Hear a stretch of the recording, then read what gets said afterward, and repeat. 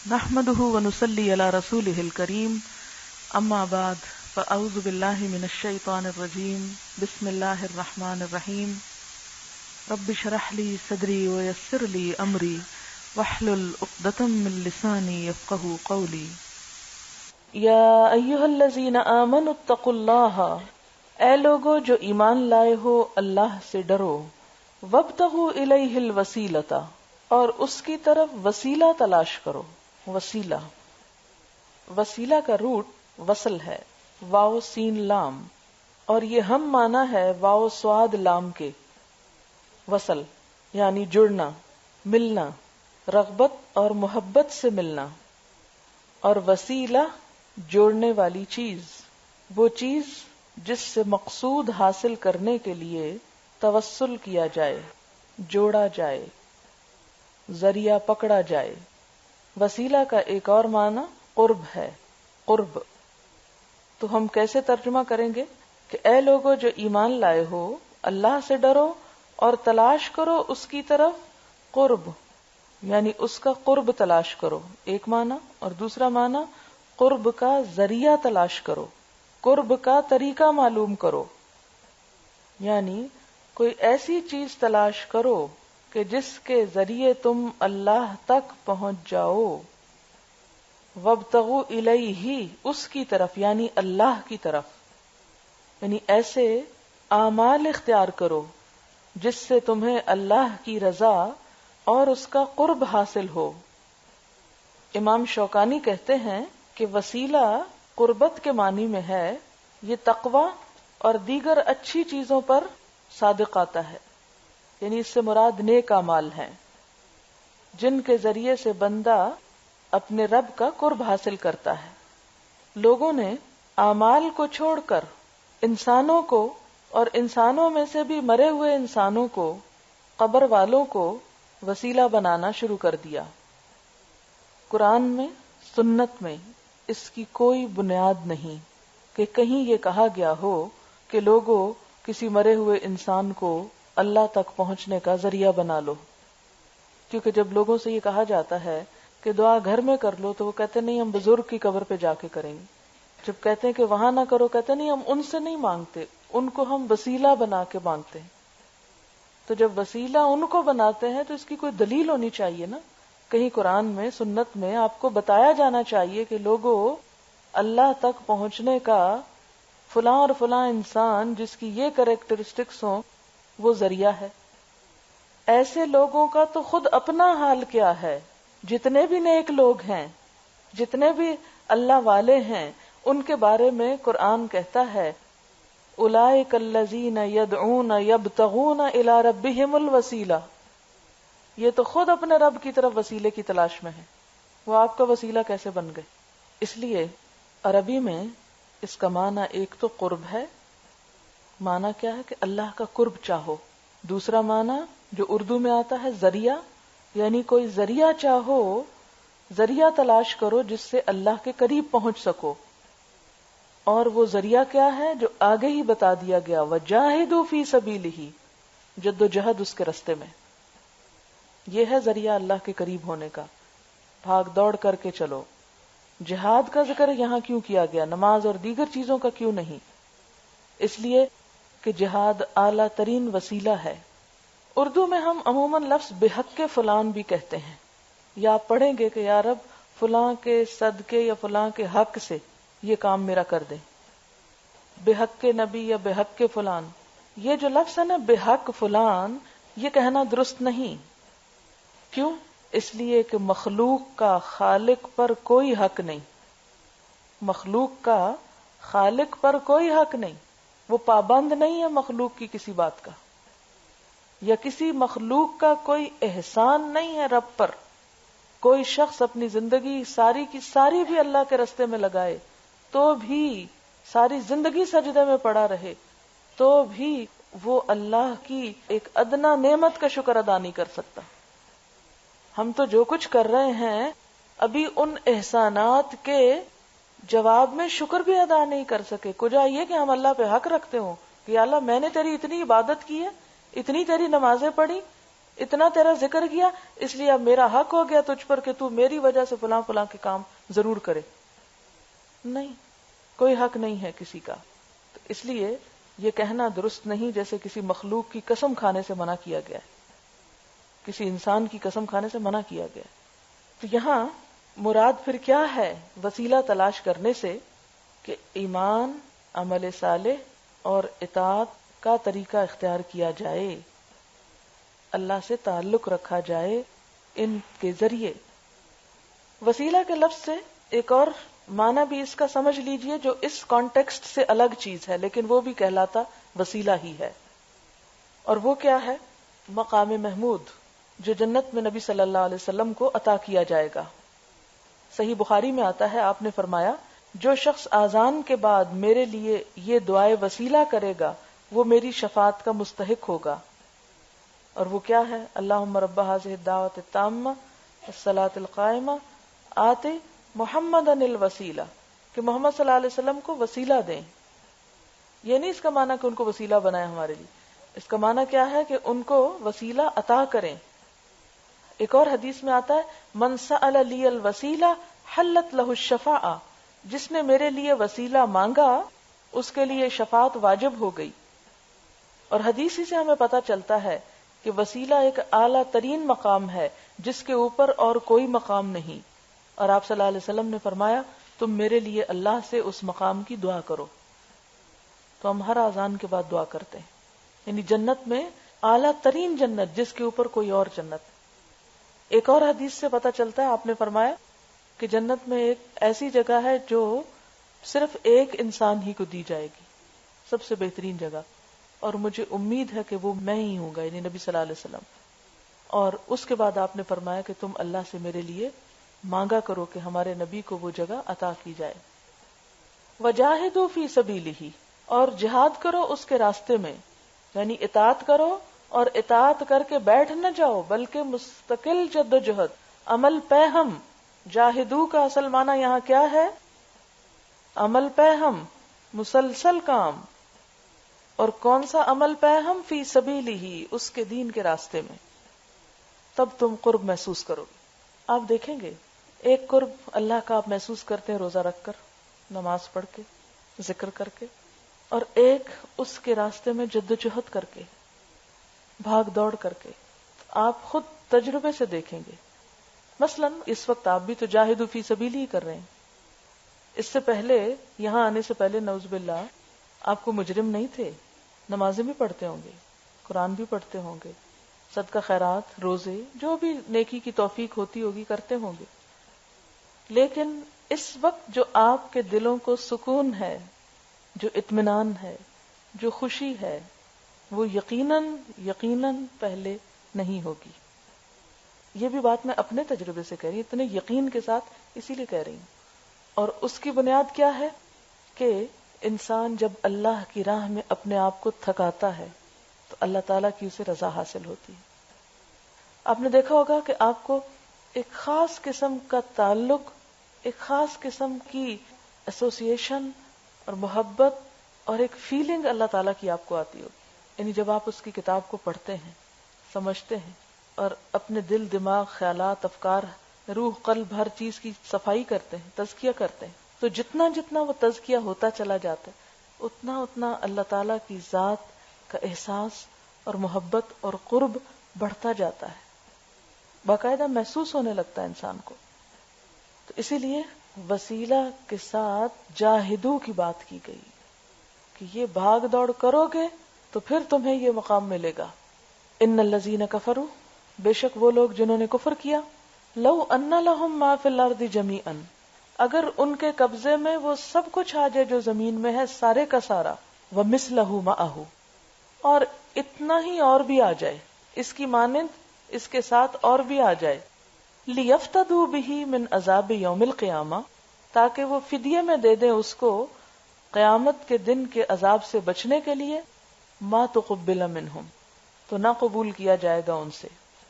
ایک راستہ کیا ہے؟ ایمان کا راستہ، تقوی کا راستہ، جد و جہد کا راستہ. اور دوسرا کیا ہے؟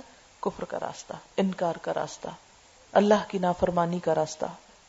تو جو لوگ یہ راستہ اختیار کر لیں وہ اگر قیامت کے دن اس دوسرے راستے کی، کفر کے راستے کو اختیار کرنے کی سزا بھگتنے سے بچنے کے لیے ساری زمین کی دولت فدیے میں دے دیں تو اس سزا کے بھگتنے سے بچ نہ سکیں گے. وَلَهُمْ عَذَابٌ أَلِيمٌ، ان کے لیے دردناک عذاب ہے. صحیح مسلم کی روایت ہے، ایک جہنمی کو جہنم سے نکال کر اللہ کی بارگاہ میں پیش کیا جائے گا. اللہ تعالیٰ اس سے پوچھے گا تو نے اپنی آرام گاہ کیسے پائی؟ وہ کہے گا بدترین آرام گاہ. اللہ تعالیٰ فرمائے گا کیا تو زمین بھر سونا دے کر اس سے چھٹکارا حاصل کرنا چاہتا ہے؟ یعنی ساری زمین کو سونے سے بھر دیا جائے اور پھر تم سے مانگا جائے کہ آؤ بچنے کے لیے یہ دے دو، تو وہ اس بات میں ہاں کرے گا کہ بالکل بچنا چاہتا ہوں، سارا سونا آپ لے لیں مجھ سے اور مجھے چھوڑ دیں. تو اللہ تعالیٰ فرمائیں گے میں نے تو دنیا میں اس سے بہت کم کا تجھ سے مطالبہ کیا تھا، مثلا 2.5% کا، لیکن تو نے اس کی پرواہ نہ کی اور اسے پھر دوبارہ جہنم میں ڈال دیا جائے گا. تو بات یہ ہے کہ وہی بات سامنے آ جاتی ہے بار بار کہ اس دنیا کی حقیقت کیا ہے آخرت کے مقابلے میں.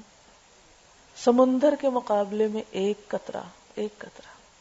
اور میں کہا کرتی ہوں کہ ساحل سمندر پہ بیٹھ کے ایک قطرہ ہاتھ پہ ٹپکا کے دیکھا کریں کہ اس قطرے کو جو جلدی ویپوریٹ ہو جائے گا، اڑ جائے گا، بھاپ بن جائے گا، اس سمندر کی قیمت پہ لے رہے ہیں. کتنی حماقت ہے. میں نے آج سے 3 سال پہلے یہ مثال اسی طرح دی تھی کہ ایک ٹھاٹھے مارتے سمندر کے سامنے ایک قطرہ، یہ دنیا ہے، یہ زندگی ہے ہماری. تو کلاس 6 کی ایک بچی آئی ہوئی تھی، تو اس نے جا کر اپنے والد کو یہی بات بتائی اور پھر کہنے لگی کہ میں وہ سمندر لینا چاہتی ہوں. تو بچے ہوتے ہیں نا، اپنی سوچ کے مطابق بات کرتے ہیں. تو کہنے لگی کہ اس ایج میں کس طرح وہ آخرت کما سکتی ہوں، میں قرآن حفظ کرتی ہوں. تو اس نے اسکول چھوڑا اور 2 سال میں اس نے قرآن پاک حفظ کیا. نہ صرف اس نے بلکہ اس کی چھوٹی بہن نے بھی. اور اس کی والدہ مجھے ملی اور وہ مجھے یہ سارا قصہ سنا رہی تھی کہ ایک بات جو ہے وہ بعض اوقات کتنی بڑی بڑی چینجز لے آتی ہے. کہتے ان کے ہسبینڈ آرمی میں CMH میں ڈاکٹر تھے، تو گھر سے کافی دور سے صبح 7 بجے ان بچیوں کو چھوڑنے کہیں جاتے، پھر گھر جاتے، پھر ڈیوٹی پہ جاتے، پھر ڈیوٹی سے گھر واپس جاتے، پھر گھر سے دوبارہ ان کو شام کو مغرب کے بعد پک کرنے جاتے. کہتے 2 سال باپ نے ڈیوٹی دی. اور کس لیے دی؟ کہ سمندر لینا ہے. سمندر کی قیمت بھی تو بڑی ہے نا. تو ہم دنیا میں بسا اوقات چھوٹی چھوٹی چیزوں کی خاطر اپنی آخرت برباد کرتے رہتے ہیں، اور اگر دین کے لیے ہمیں چھوٹی سی قربانی کرنی پڑے تو مرے جاتے ہیں کہ پتہ نہیں ہم نے تو پتہ نہیں کیا کر دیا، حالانکہ کیا کچھ بھی نہیں ہوتا. یہ شیطان ہوتا ہے جو ہمیں سجھاتا ہے کہ تم تو لٹ گئے، تم تو بڑے مسکین ہو. قیامت کے دن کوئی شخص پوری زمین بھر سونا اگر خرچ کر کے اپنی جان چھڑانا چاہے تو نہ چھوٹ سکے گا. اپنی ایک رنگ دے کر، ایک چوڑی دے کر، ایک زنجیر دے کر یہ سمجھتے ہیں کہ ہم نے بہت بڑا احسان کیا، اور بسا اوقات احسان جتانے کو بھی تل جاتے دل خراش باتیں کر کے. بہرحال دنیا میں یہ سب کچھ مختلف رنگ میں نظر آ رہا ہے، لیکن آخرت کی روشنی میں ہر چیز کی حقیقت بدل جائے گی. دنیا کا اہم وہاں غیر اہم ہو جائے گا، اور دنیا کے لحاظ سے غیر اہم چیزیں وہاں بڑی امپورٹنٹ ہو جائیں گی. نیکی کا قطرہ قطرہ اور ذرہ ذرہ بھی بڑا ہی امپورٹنٹ ہو جائے گا، بڑا وزنی. لیکن آج ہم بے پناہ قطرے اور بے پناہ ذرات ایسے ہی اڑائے چلے جا رہے ہیں. یریدون ان یخرجوا من النار، وہ چاہیں گے کہ آگ سے نکل بھاگیں، نکل سکیں. وما هم بخارجین منها، مگر وہ نہیں نکل سکیں گے. ولہم عذاب مقیم، اور ان کے لیے دائمی عذاب، مستقل عذاب، پرماننٹ. اور یہ کافروں کے لیے ہوگا جو پکے کافر ہیں. جو اعمال کے کفر میں مبتلا ہیں وہ اعمال کی سزا بھگت کے باہر آ جائیں گے. والسارق والسارقۃ، اور چور اور چورنی، چور مرد اور چور عورت. اردو میں نہیں ہے یہ مؤنث اس کا، لیکن اردو میں جو چور عورت کہہ کے بات ادھوری لگتی ہے، چورنی کہنے سے بات زیادہ اثر کرتی. چور مرد ہو یا چور عورت، فاقطعوا ایدیہما، کاٹ دو ان دونوں کے ہاتھ. کوئی ڈسکریمنیشن نہیں. جزاءً، بدلہ ہے، بما کسبا، ساتھ اس کے جو انہوں نے کمائی کی، ان کی کمائی کا بدلہ ہے. نکالاً، عبرت ناک سزا، من اللہ، اللہ کی طرف سے مقرر کی ہوئی، حد. واللہ عزیز حکیم، اور اللہ زبردست ہے، حکمت والا ہے۔ چوری کیا ہوتی ہے؟ چوری ہوتی ہے کسی کا محفوظ مال خفیہ طریقے سے ہتھیا لینا، چپکے سے اٹھا لینا کہ مالک کو پتہ ہی نہ چلے۔ مثلا کسی کے گھر میں یا دکان میں یا کسی کی بھی جو محفوظ چیزیں ہیں ان میں داخل ہو کر کوئی بھی چیز مثلا کھانے پینے کی ہو یا سونا چاندی وغیرہ نکال کے لے جانا، مالک کو بتائے بغیر، اس کی اجازت کے بغیر، یہ چوری کہلاتا ہے۔ چوری کبیرہ گناہ ہے، اللہ تعالیٰ نے اس کو حرام قرار دیا ہے۔ نبی صلی اللہ علیہ وسلم نے چور پر لعنت کی ہے، فرمایا لعن اللہ السارق یسرق البیضۃ فتقطع یدہ، صحیح بخاری اور مسلم کی روایت ہے، اللہ چور پر لعنت کرے کہ وہ انڈا چراتا ہے اور اس کا ہاتھ کاٹ دیا جاتا ہے، یعنی اتنی چھوٹی سی چیز پہ اتنا بڑا سزا لیتا ہے۔ اسی طرح آپ نے چوری کرتے وقت چور کے ایمان کی بھی نفی کی ہے، فرمایا چور چوری کرتے وقت مومن نہیں ہوتا، اس کا ایمان نکال لیا جاتا ہے، صحیح بخاری کی روایت ہے یہ بھی۔ اور قرآن نے یہ بھی واضح کر دیا کہ نکالم من اللہ، یہ ہاتھ کاٹنا اللہ کی حدود میں سے ہے، ایک حد ہے جس کو بلا امتیاز ہر ایک پر لاگو کیا جائے گا۔ آپ صلی اللہ علیہ وسلم نے فرمایا مجھے اس ذات کی قسم جس کے ہاتھ میں میری جان ہے، میری بیٹی فاطمہ بھی اگر چوری کر لیتی تو میں اس کا بھی ہاتھ کاٹ دیتا، یعنی عورت بھی نہیں بچتی۔ اب یہ کہ چوری ثابت کیسے ہوتی ہے؟ نمبر ایک تو یہ کہ چور خود اعتراف کر لے، لیکن یہ جو ہمارے ہاں مار مار کے اعتراف کرانے والی چیز ہے یہ نہیں ہونی چاہیے۔ اپنی مرضی سے کوئی اعتراف کرے تو ٹھیک ہے، یا گواہ موجود ہوں۔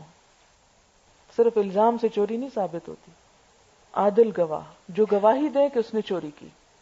اگر کوئی اعتراف سے منکر ہو جائے تو بھی حد نہیں جاری ہوگی، کیونکہ حدیث میں آتا نا جس حد تک ہو سکے شبہات کی بنا پر حدود ساکت کر دو، یعنی جس حد میں شبہ پڑ جائے وہ نہیں جاری کرو۔ اب اس کی کچھ شرطیں بھی ہیں ہاتھ کاٹنے کی۔ نمبر ایک یہ کہ چور مکلف ہو، عاقل و بالغ ہو، بچہ نہ ہو، مثلا مجنون نہ ہو۔ ایک چھوٹا بچہ ہے اس کو تو نہیں پتا، عموماً آپ نے دیکھا ہوگا بچے کہیں جائیں تو ان کے دل بھی چھوٹے ہوتے ہیں، چھوٹی چھوٹی چیزوں پہ ریجھ جاتے ہیں، اٹھا لیتے ہیں۔ ایسے میں ماں کا بڑا بنیادی رول ہے، ڈسکریج کرے ماں کسی بھی چیز کو اٹھانے کو۔ مثلاً آپ اپنے چھوٹے بچوں کو کسی کے گھر لے جاتے ہیں، وہ وہاں کوئی کھلونا دیکھ لے تو ان کا دل وہاں لٹک جاتا ہے کہ یہ ہم نے ساتھ لے کے جانا ہے۔ گھر والے بھی شرمندہ ہو کے کہتے ہیں اچھا کوئی نہیں لے جائیں، کہ اب اگر نہیں دیں گے تو لوگ کہیں گے کتنے بخیل ہیں، بچہ ہے، معصوم ہے، رو رہا ہے اور یہ دے نہیں رہے۔ مرضی سے کوئی کم ہی دیتا ہے، عموماً مجبوری ہو جاتی۔ ایسے میں ماں کا کردار ہے کہ وہ تھوڑا سا رونے دے بچے کو، تھوڑا سا دل ٹوٹنے دے، کیونکہ اب مشکل ہماری یہ ہو گئی کہ ہم ہر قیمت پر بچوں کو خوش کرنا چاہتے ہیں۔ تو کوئی نہیں، رو لے تھوڑا سا۔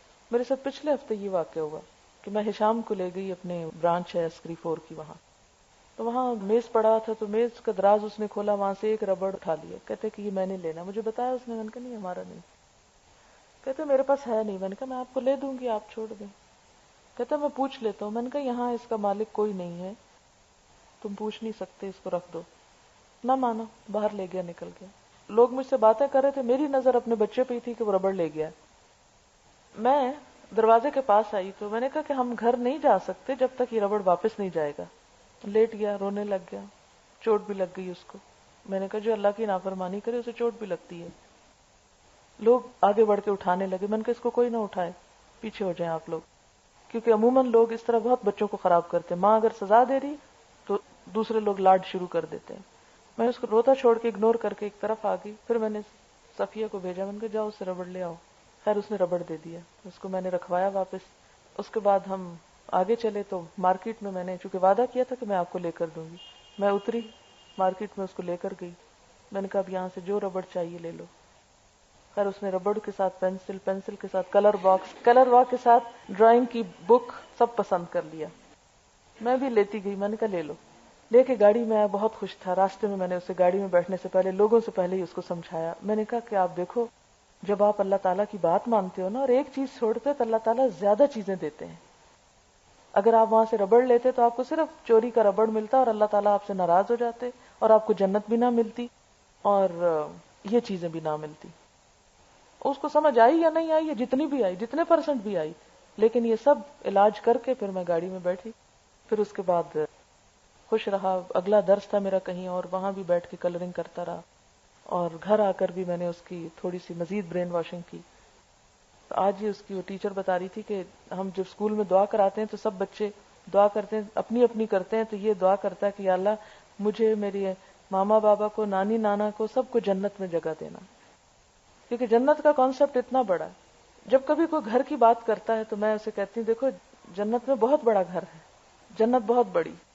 کسی بھی چیز کی بات جب اس کے دل میں کوئی خواہش پیدا ہوتی تو میں ہمیشہ اس کو اس چیز کے لالچ میں پڑنے کی بجائے اس سے ایک بڑی چیز کا کانسیپٹ دیتی ہوں، اسے بھول جاؤ، اس سے بڑی چیز وہاں ہے. تو اب اگر میں یہ کہتی کہ خیر ہے الہدا ہی کا ربڑ ہے نا، تو کیا ہوا، میں بھی تو ڈونیشن دیتی ہوں، چلو میں اس میں ہی کاٹ لوں گی، پیسے ڈال دوں گی. نہیں، میں تو پیسے ڈال دوں گی، بچے کو تو چوری کی عادت پڑ گئی، اس نے تو کسی کا مال حلال کر لیا اپنے لیے. تو اسی طرح کئی دفعہ ریسپشن سے روتا ہوا آتا ہے کہ مجھے الہدا والے پین نہیں دیتے، مجھے الہدا والے یہ نہیں دیتے. تو وہ رونا زیادہ اچھا ہے، اس کے حق میں بہتر ہے، کیونکہ یہ ایک بچوں کی نفسیات ہوتی ہے. کچھ ایسا عرصہ ان پہ گزرتا ہے کہ جب دنیا کی نئی نئی ہوش آتی ہے نا، تو دنیا کی محبت پیدا ہوتی ہے. یہ موقع ہوتا ہے کہ دنیا کی محبت کم کی جائے بچوں کے دلوں سے. اب وہ محبت پیدا ہوتی ہے تو ہر چیز اچھی لگنے لگتی ہے، اپنے پرائے کا فرق وہ بھولنے لگتے ہیں، اور پھر ہر چیز ہتھیانے کے شوق میں ہوتے ہیں. بہن بھائیوں کی چھین لی، اس کی چھین، اس کی چھین، وہ ہرس اور لالچ کا دور شروع ہو جاتا ہے ہوش سنبھالتے ہی انسان کا. چونکہ آپ سب مائیں ہیں اس لیے میں نے ایک آپ کو واقعہ بتایا ہے تاکہ آپ لوگوں کو تربیت کرنے میں آئندہ آسانی ہو. ایسے موقع پہ چھینا جھپٹی بھی نہ کریں، مار پیٹ بھی. کئی ماؤں کو میں نے دیکھا وہ مارنا شروع کر دیتی ہیں لوگوں کے سامنے، بچے کی انسلٹ کرتی ہیں. نہیں، کچھ نہیں کریں، اگنور کریں، نظر اس پہ رکھیں کہ وہ کیا کر رہا ہے اور طریقے سے اس معاملے کو سلجھا لیں. کیونکہ شدت سے، سختی سے اس طرح کی چیزیں جو ہیں وہ بغاوت پیدا ہوتی ہے. اور اسے کمپنسیٹ کریں، بچوں کو احساس دلائیں کہ ہم اس بات کے دشمن نہیں کہ تمہیں چیز نہ ملے، وہ ہم تمہیں دلوانا چاہتے ہیں. ہم دشمن اس بات کے کہ تم کسی کے مال پہ نظر نہ رکھو. بہرحال تو بات یہاں سے شروع ہوئی تھی کہ چوری کی حد کس پہ لگتی ہے، بچے پہ نہیں لگتی، بڑے پہ لگتی ہے. لیکن اس کا یہ مطلب نہیں کہ بچوں کے ذریعے چوری کروائی جائے، جاؤ وہ اٹھا لاؤ. جی ایسے بھی میں نے دیکھا ہے کہ لوگ خود بیٹھے رہتے ہیں اور بچوں سے غلط کام کرواتے ہیں. تو یہ ان بیچاروں کے ساتھ بھی ظلم ہے، اور اس میں بچہ تو شاید بچ جائے لیکن جو کروا رہا ہے پیچھے بیٹھا وہ پکڑا جائے گا. پھر اسی طرح چوری کی حد باپ، بیٹے، خاوند، بیوی پہ نہیں لگتی، یعنی ایک دوسرے کا مال چرائے تو. جی ہاں، کیونکہ ان کے ایک دوسرے کے مال میں حقوق ہوتے ہیں. مثلا حدیث میں آتا نا انت و مالو کا لابی کا، تم اور تمہارا مال تمہارے باپ کا ہے. تو باپ اپنے بیٹے کے مال میں سے کچھ لے لے تو اس پہ حد نہیں لگے گی. اسی طرح بیٹا اگر باپ کے مال میں سے کچھ ضرورت کی چیز لے لے تو اس پہ ہاتھ نہیں کٹے گا. یا بیوی شوہر کی جیب سے کچھ نکال لے خاموشی سے تو اگرچہ وہ اجازت سے ہی لینا چاہیے لیکن اس پہ ہاتھ کاٹنے کی سزا نہیں ہوگی. جی شوہر پہ بھی نہیں لگے گی. پھر اس کے بعد مسروقہ جو مال ہے یعنی چوری شدہ مال، اس میں چور کی ملکیت کا شبہ نہ ہو. مثلا ملزم مقروض تھا تو اس نے کیا کیا، اپنی چیز کو گروی رکھ کے قرضہ لیا، اب وہ اپنی چیز اٹھانے چلا گیا کہ وہ ویسے تو چھڑا نہیں سکتا تو چوری کر لائے. اس قسم کے کیسز میں بھی پھر وہ کم ہو جاتی ہے. پھر اسی طرح مسروقہ مال جو ہے وہ حرام نہ ہو. مثلا کسی نے شراب چوری کی یا آلات موسیقی تو اس میں بھی حد نہیں ہوتی. اسی طرح یہ ہے کہ مباح مال کی چوری میں ہاتھ کاٹا جاتا ہے. اور کس مال تک کی قیمت پہ حد جاری ہوگی؟ 1/4 دینار. 1/4 دینار. آپ صلی اللہ علیہ وسلم نے فرمایا نہ ہاتھ کاٹا جائے مگر 1/4 دینار یا اس سے زیادہ میں. پھر اسی طرح یہ ہے کہ مال محفوظ سے چوری کیا، مثلا یہ نہیں رستے میں کوئی چیز پڑی ہوئی تھی اور کوئی سمجھ کے کہ گری پڑی ہے اٹھا کے لے گیا تو وہ نہیں. یعنی مثلا اس ٹیبل کے اوپر جو چیزیں رکھی ہوئی ہیں وہ آپ کی نہیں ہے، کسی اور کی ہوں گی، یا آپ کی سیٹ پہ جو کچھ ہے وہ یہاں کا نہیں آپ ہی کا ہوگا تو وہ ایک یعنی کسی کے بیگ میں چیز رکھی ہوئی ہے یا کسی کے گھر کے اندر ہے تو وہ چوری ہے. راستے میں گری پڑی چیز چوری نہیں شمار ہوگی. پھر اسی طرح یہ ہے کہ جھپٹ کر جو مال چرایا جاتا ہے وہ پیچھے جو گزر چکا نا محاربہ میں آ جاتا ہے. ڈاکہ ڈالنا چوری اس سے مختلف ہے. حدیث میں آتا ہے خیانت کرنے والے لوٹ اور جھپٹ کا مال لینے والے پر قطع نہیں، یعنی قطع کا مطلب ہاتھ کاٹنا۔ اب چور کے اوپر کیا لازم ہے کہ چور کے پاس اگر وہ مال ہے تو واپس کرے، اگر ضائع کر بیٹھا ہے تو اس کی قیمت بھرے، لیکن اس کے باوجود ہاتھ کاٹا جائے گا، غریب ہے یا امیر ہے۔ ہاں یہ کہ قحط کا شکار ہے تو وہ اور بات ہے، حضرت عمر نے ساکت کی تھی سزا۔ ہاتھ کاٹنے کا طریقہ کیا ہے؟ چور کے سب سے پہلے دایاں ہاتھ کاٹا جاتا ہے نا، دایاں ہاتھ کی ہتھیلی جوڑ سے کاٹی جائے گی، جوڑ سے۔ ابن مسعود کی قرات میں فَقْطَعُوا أَيْمَانَهُمَا، پھر کھولتے گرم تیل میں اسے داغ لگایا جائے گا تاکہ خون بہنا بند ہو جائے۔ اس زمانے میں یہی ہوتا تھا، اب اگر کوئی اور دوا وغیرہ ہو تو وہ لگائی جائے گی۔ اور کئی دن تک ہاتھ چور کی گردن میں لٹکایا جائے تاکہ لوگوں کو نظر آئے اور عبرت ہو۔ مجھے ایک دفعہ مکہ سے مدینہ ٹریول کرتے ہوئے ایک ہاتھ کٹے ہوئے شخص کو دیکھنے کا اتفاق ہوا، اور اس وقت جو قرآن کی یہ آیت اور حکمت سمجھ میں آئی کہ یہ عبرت، نکالن، عبرت کی وجہ سے یہ سزا۔ تو کسی بھی معاشرے کے اندر اگر 8-10 لوگ ایسے بطور عبرت پھر رہے ہوں تو بہت سی چوریاں خود بخود ختم ہو جائیں گی۔ اسی طرح کچھ چیزیں ایسی ہیں جن کی چوری اگر 400 روپے تک بھی ہو تو وہ ہاتھ نہیں کاٹا جائے گا، مثلا کھانے پینے کی چیزیں ہیں جیسے سبزیاں وغیرہ، درخت کا پھل، بعض اوقات یہ ہوتا ہے کہ لوگ باغ میں سے گزرتے گزرتے پھل توڑ کے لے جاتے ہیں۔ پھر اسی طرح یہ ہے کہ حدیث میں آتا ہے جو شخص پھل کھا لیتا ہے اور اٹھا کر نہیں لے جاتا تو اس پر کچھ نہیں، اور جو ساتھ لے جائے اس پر دگنی قیمت، اور عبرت کے لیے ضرب لگانا ہے، اور جو پھل کو حفاظت گاہ سے اٹھاتا ہے اس میں قطع ہے، یعنی ایک باڑ لگی ہوئی ہے اور محفوظ جگہ ہے یا کسی کے گھر کے اندر ہے اور وہاں سے وہ کر رہا ہے تو وہ پھر چوری کی طرح ہو جائے گا۔ لیکن اگر جیسے درخت لگے ہوئے راستے میں اور کوئی پھل بھی اس پہ لگا تو آپ کھا لیں جاتے جاتے تو وہ اور بات ہے۔ پھر اسی طرح اگر مال کا مالک چور کو حاکم کے پاس لے جانے سے پہلے معاف کر دے، یعنی گھر میں ہی سمجھوتا ہو جائے، تو اس وقت ہاتھ نہیں کاٹا جائے گا۔ لیکن اگر قصہ عدالت میں چلا گیا اور حد جاری ہوگی تو سفارش سے فائدہ نہیں ہوگا، کوئی اپیل نہیں۔ ایک شخص نے حضور صلی اللہ علیہ وسلم کے حضور چور پیش کر دیا اور پھر اس کو معاف بھی کر دیا۔ آپ نے فرمایا میرے پاس لانے سے پہلے کیوں نہ معاف کیا، کیونکہ جب میرے پاس آ گئے اور حد جاری ہوگی تو اب معافی نہیں ہو سکتی۔ جیسے وہ فاطمہ بنت محمد چوری کرتی کی جو کہانی ہے نا، اس میں بھی یہی ہے کہ ایک عورت کے اوپر حد جاری ہوئی تھی اور لوگ اس کی سفارش لے کے گئے تھے، اور ایسے معاملات میں سفارش کرنی بھی نہیں چاہیے۔ وہاں جو آپ نے پیچھے پڑھا تھا نا، من یشفع شفاعتن سیئتن، وہاں یہ مثال لکھ لیں، کیونکہ حدیث میں آتا ہے جس کی سفارش اللہ تعالیٰ کی حدود میں سے کسی حد کے آگے حائل ہو گئی، یعنی کسی نے سفارش کر کے کسی مجرم کو بچانا چاہا تو اس نے اللہ کے حکم کی مخالفت کی۔ آپ نے حضرت اسامہ کو فرمایا تھا اتشفع فی حد من حدود اللہ، حضرت اسامہ کو بھیجا گیا تھا نا اس عورت کی چوری معاف کرانے کے لیے، آپ نے فرمایا تم اللہ کی ایک حد میں سفارش کر رہے ہو۔